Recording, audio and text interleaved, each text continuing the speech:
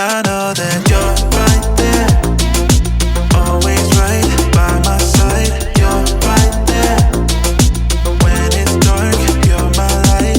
You're right there, in the day and at night. You're right there, yeah, no matter what. Thank you, God, you are always there. You're so good and I know you care. You protect me, you love me, yeah. It may be hard to understand it, but you know just what the plan is, so I can believe without seeing it. Ooh, that you're right there, always right by my side. You're right there, when it's dark, you're my light. You're right there, in the day and at night. You're right there, yeah, no matter what. When I'm lost, you show the way. You are with me every day, every place, everywhere. I know that you'll be there. It may be hard to understand it, but you know just what the plan is, so I can believe without seeing it, without seeing it.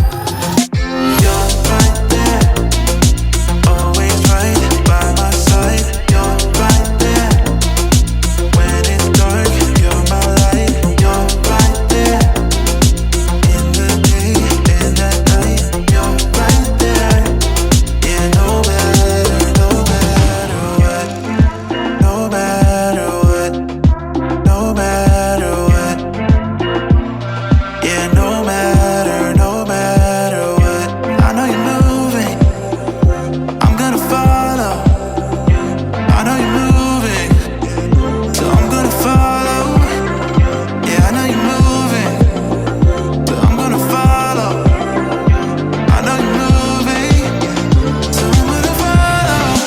You're right there, always right by my side. You're right there, when it's dark, you're my light. You're right there, in the day and at night. You're right there, yeah, no matter what.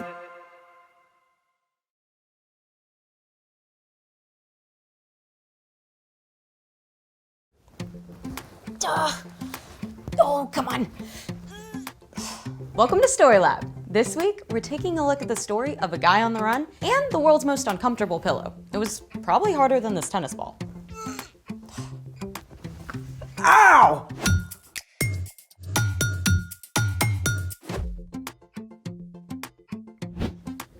Hey, I'm Sebastian. And I'm Skylar. We're talking about ways we can see God at work in history. And how we can see God at work right now. You do know it's impossible to crush a defenseless tennis ball with your own hands, right?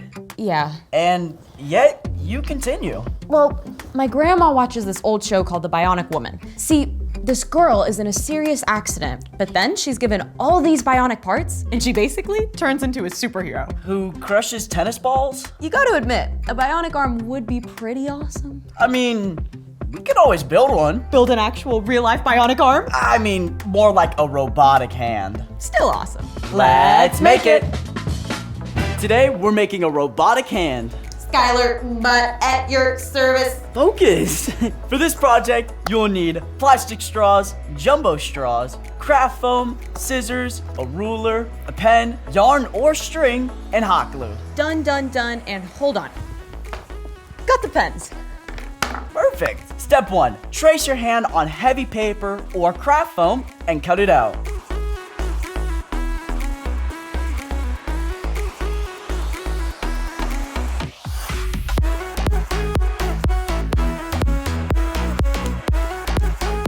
Not very robotic yet. Step 2. Cut the regular straws into shorter pieces. It's based off of your hand size. So I have small, a little bit bigger, and then larger on the palm of your hand.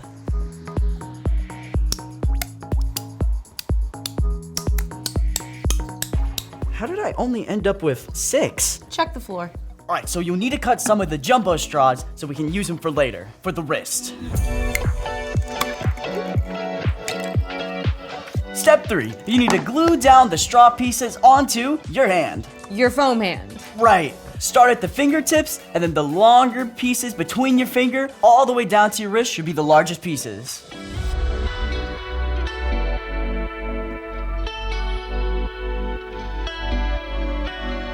You may need to add a few more pieces if your hand is bigger, or take out a few if your hand is smaller. Perfect. When you're finished gluing your pieces, add a piece of the jumbo straw in the middle for your wrist. Ta-da! Time for the string? You know it. Step 4. Thread 1 strand of string or yarn through each of the 5 fingers, all the way down through the jumbo straw at the wrist. If you have a hard time threading your string, you could poke it through with a pipe cleaner or get a grown-up to help you with a large needle. And make sure to glue each string at the fingertip so it doesn't fall out.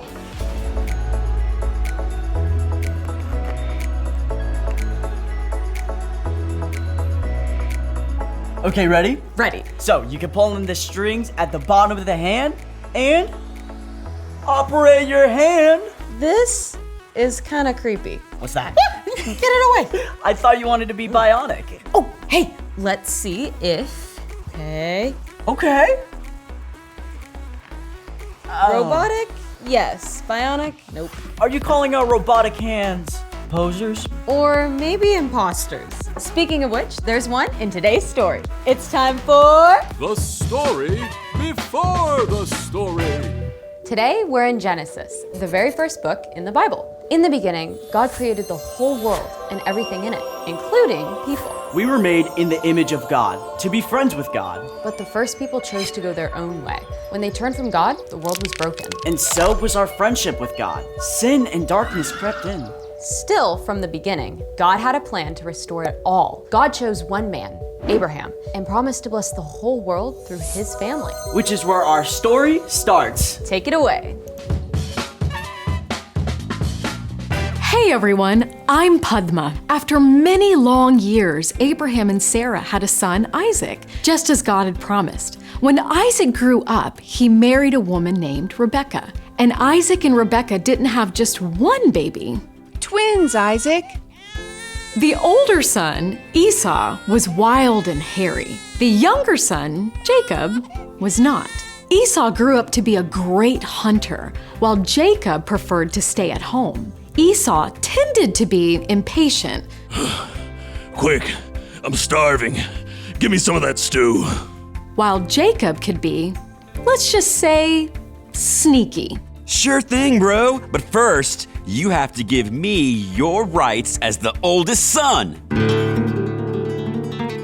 Esau was so impatient that he gave Jacob the position and money that came with being the oldest son, all for a bowl of soup. And Jacob didn't stop there. When Isaac grew old and weak, he called for Esau to give him a special blessing as the oldest son. But while Esau went hunting to prepare a meal for his father, Rebekah quickly called for Jacob.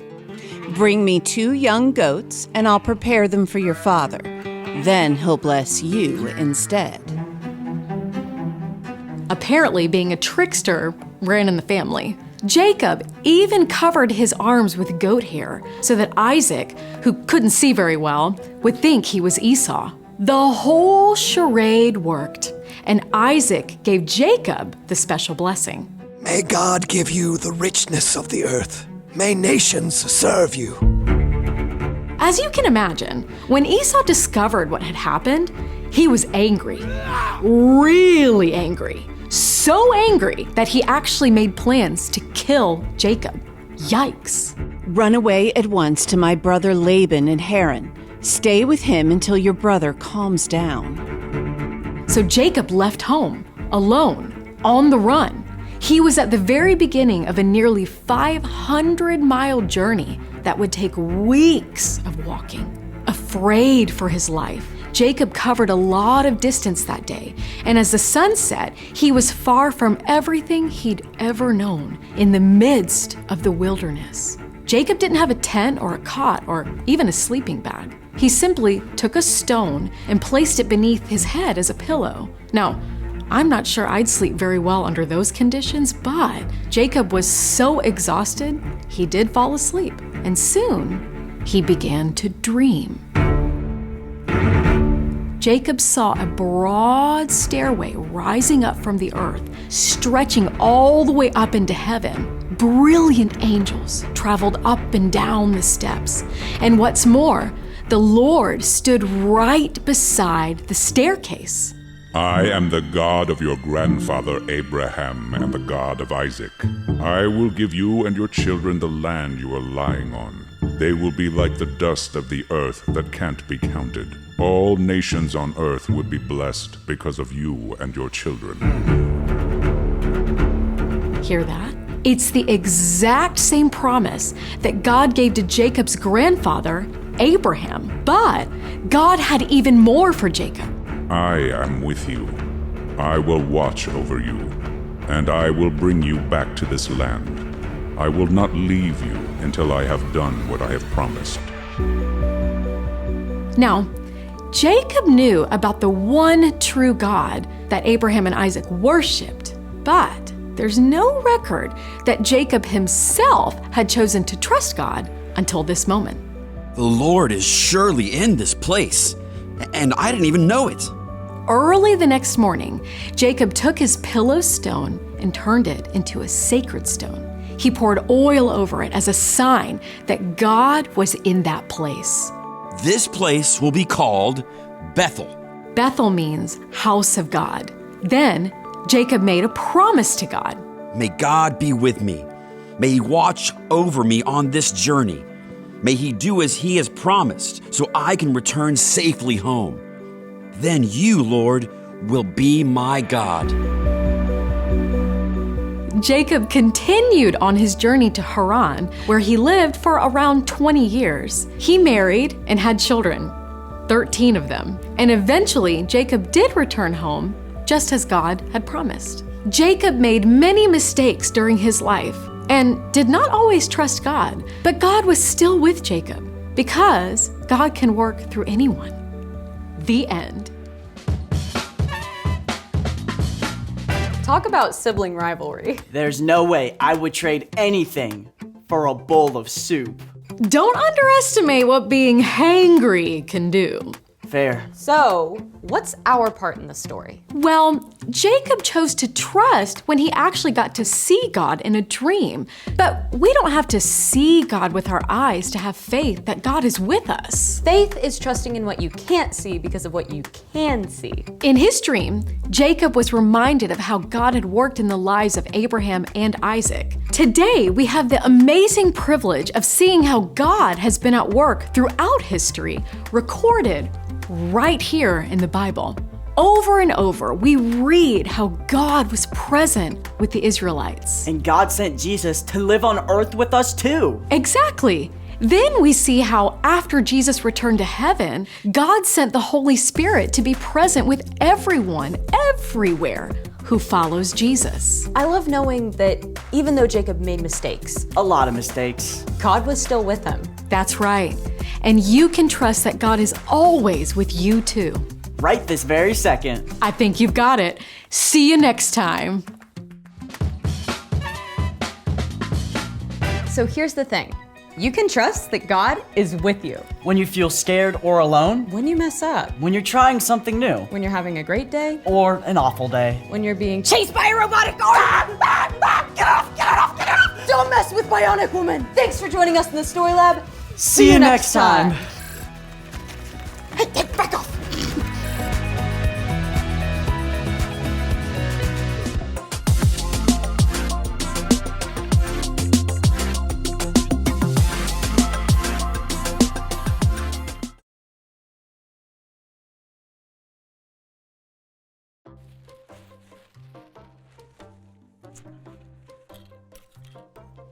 Is he strong? Listen, bud, he's got radioactive. What are you doing?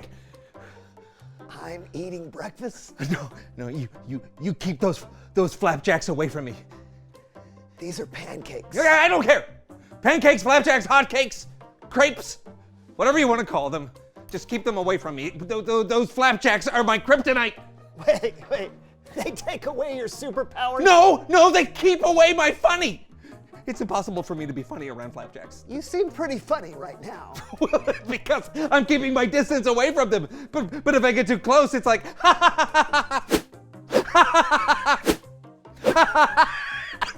Okay, well, we wouldn't want that. So you go ahead and sit down, and I'll keep them over here. Okay.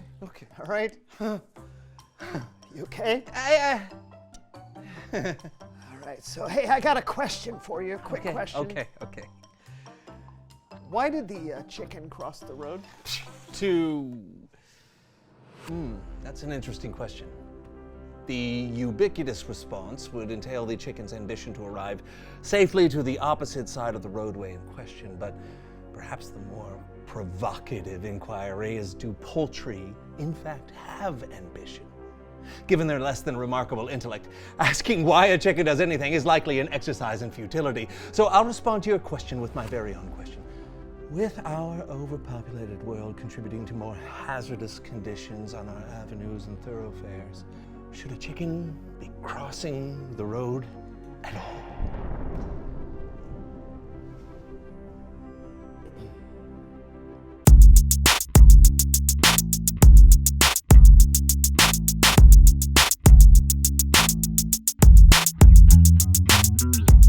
Hey everybody, I'm Brandon. I'm John. And you have picked an excellent time to tune in to the So-and-So Show. A monstrumental time. Yes, a monstrumental time, because today we have a very special guest coming on the show. A monstrumental guest. Okay. We have on the show one of the stars of the Eccentric Eight. That's right, it's the latest film in the monstrumental comics movie oeuvre. The MCMO. Yeah. 8 patrons at a local coffee shop accidentally get exposed to radioactive macchiatos that give them all unique superpowers. And one of the actresses has agreed to appear in person on our show. Invisilating. Yes, so please welcome someone who knows stuff.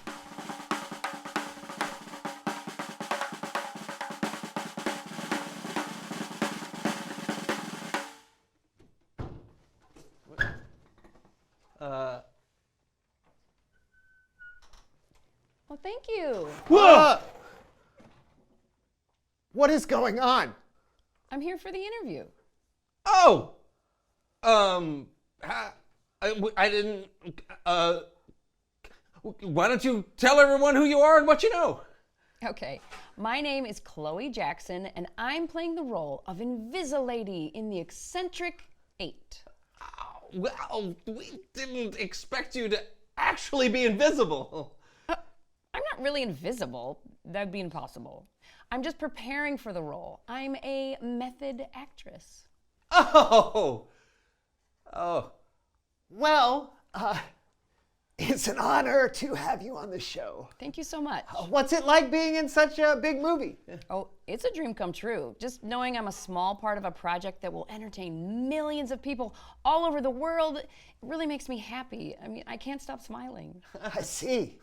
I mean, I understand. I have a question. Hey, do you ever get nervous? I mean, being a part of an MCMO is a huge responsibility. Sure I do, but like I said, I'm just a small part of something that's way bigger. It's kind of like, oh, can I borrow this? Borrow what? Hey, It takes a lot of different people to make a movie. It's like we all have our different hats. I'm the actor, so I wear the actor hat. The script supervisor wears the script supervisor hat. And most importantly, the director wears the director hat. Okay, that's great. Can I have my hat back, Oh, please? sure. Here you go. Oh, whoops. Just missed okay. it. Here it is. No, take it. I see take it. you're- It's good. Here, you got. Okay. Just a little invisibility humor. Here you go. Thank you. Anyway, you were saying that director is really important? Yes. I only have to be concerned about my part, but the director, they need to see the whole picture. Oh, wow. When I have a really good director, I know I'm not alone out there, and I can trust they won't let me look foolish on screen. Oh, well, I think you look... So it was really great of you to come on to our show, so thank you for being so transparent. I'm sure you've got other appearances to... you got other places to be. I do have a really full schedule, but I'm having a blast. Oh. Whee! Can we get your autograph before you leave? Oh, yeah. Sure. Do you have something to write with? Oh, yes. Oh, it's okay. I'll just use one of these. Oh. Any paper? No. Oh, selfie. Oh, great idea. I'll just put these back. Okay, all right. Here we go. Say cheese! Way ahead of you. Yeah. Yeah.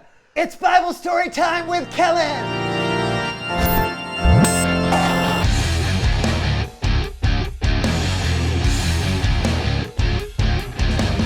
Wow! You actually got Invisilady on the show? Yeah, I saw it with my own eyes, Kellen. That's incredible. Well, speaking of incredible, today's Bible story is about a superhero of faith, a guy named Jacob. And actually, I could use your help. Okay, just try and stop me. Great. Let's do a little human head puppet theater.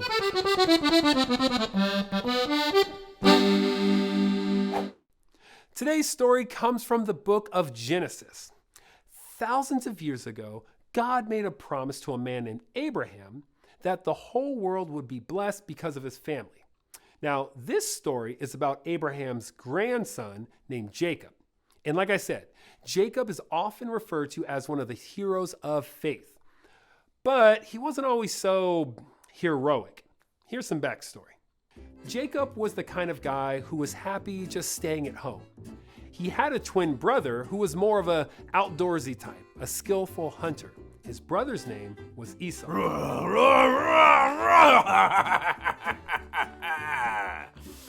Ooh, hey, little brother.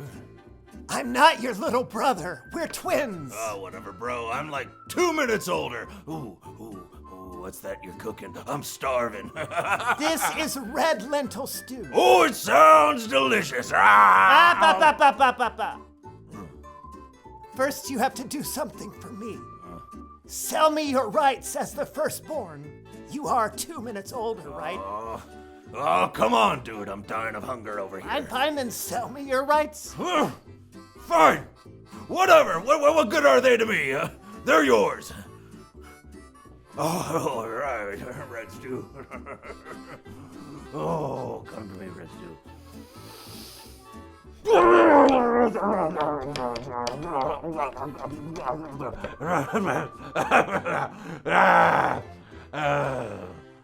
So Esau traded his brother all the rights that were traditionally given to the older son for a bowl of soup. That was kind of tricky of Jacob. And he didn't stop there. When his father Isaac was older, he had trouble seeing. So Jacob and his mother thought of a way to trick Esau out of his father's blessing. Oh, it feels so old. Father, I have come for your blessing. Who is that? It is I. It is I, your oldest son, Esau. Well, you don't sound quite like yourself, Esau. Come closer so I can touch your arm. There you go. That's Esau's hairy arm. All right. Okay. I will bless you. Yes. What? Nothing. Okay. So Jacob managed to get Esau's rights as the firstborn and his father's blessing. And not in a very honest way either. Well, when Esau found out, he was not happy.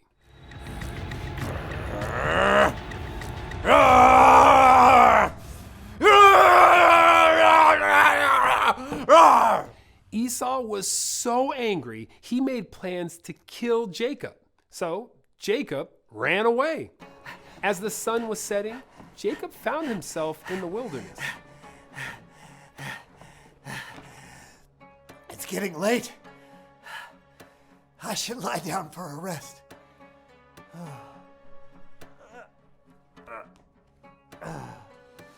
Oh, rocks. are not very good pillows. It's very, very uncomfortable. While Jacob slept, he had a dream. He saw a staircase that stretched all the way up to heaven. There were angels going up and down the stairs, and he saw God standing there. God spoke to Jacob. I am the God of your grandfather Abraham and the God of Isaac. I will give you and your children after you the land you are lying on. They will be like the dust of the earth that can't be counted. All nations on earth will be blessed because of you and your children after you. I am with you. I will watch over you everywhere you go. Like his grandfather before him, God promised Jacob that the whole world would be blessed because of his family. And God promised to be with Jacob and watch over him. Oh, angels. Stairs. Ah!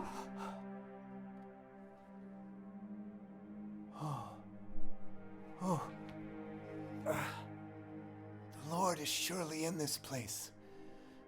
And I didn't even know it. This place is special. So Jacob set up a rock to mark the place where God had appeared to him. He poured olive oil on it, and he called the place Bethel, which means house of God. Then he made a promise. May God be with me. May he watch over me on this journey. May he do as he promised, so that I can return safely home. Then you, Lord, will be my God. Jacob showed that he had faith in God. And many years later, he would make peace with his brother Esau and return safely home.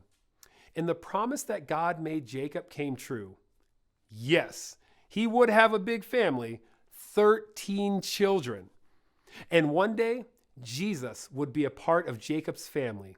The whole world was blessed because of him. The end. That's great. Hey, you know what I like about that story? What?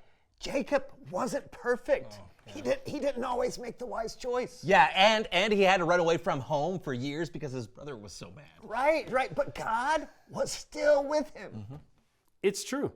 No matter who you are or what you're going through, no matter what's happened, or no matter what you've done, you can trust that God will be with you. You may not see God standing in a stairway full of angels, but when you put your faith in Jesus, God sends the Holy Spirit to live inside you. That is so cool. It's monstrumental. That it is. I'll see you guys next time. Hey, thanks, Kellen. Isn't it amazing that God is always with us? It is. It's comforting to know that God sees the whole picture. We're not alone. But I've got to admit that sometimes I get caught up in things and I forget that God is with me. Oh, yeah, true. We can't see God with our eyes, so how can we remind ourselves that God is here? That's something to think about. Oh, reveal the question. What helps you remember God is with you? I think reading the Bible can help. You know, when I see all the times God was there for other people, it reminds me that God is here for me. Yeah. Well, you know, being outside helps me. Yes. It's seeing the things God has created, like trees or the effects of the wind or the stars. Yeah, sometimes just sitting still and being quiet can help. Oh, yeah.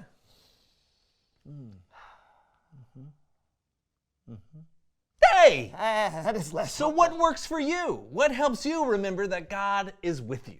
Talk about it together. And we'll see you next time on the So-and-So Show. But you know who we won't see? Who? Invisilady. Oh. You know, because she's invisible. No, I get it. See-through. Yeah, I was here when I wasn't invisible. You remember I was here? Oh, right. Yes! Please welcome someone who knows stuff.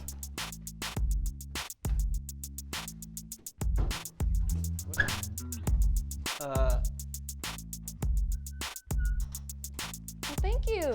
Whoa! What is going on? I'm here for the interview. Oh! I didn't,